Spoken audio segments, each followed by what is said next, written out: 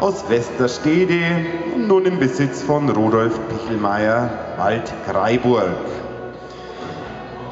Ein Sohn des Casino von Ellenbrock, aus der Amazing Grace von Tassano,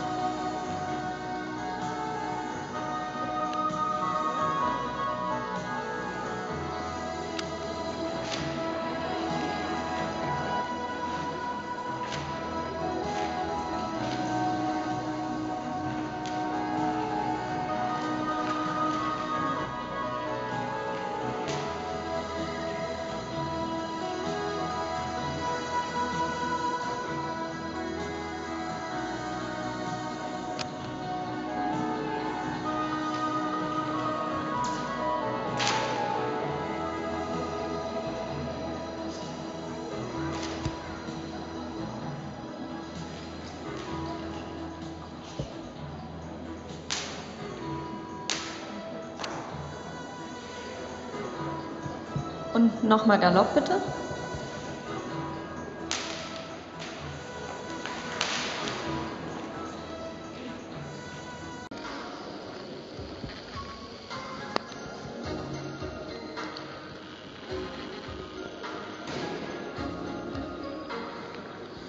Und vielen Dank für die Vorstellung von Carlsen von Ellenbrock.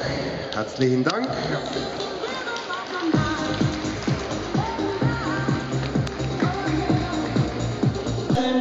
Geschritten und Familie Pichelmeier hat ihn ausgestellt und auch nach Bayern geholt.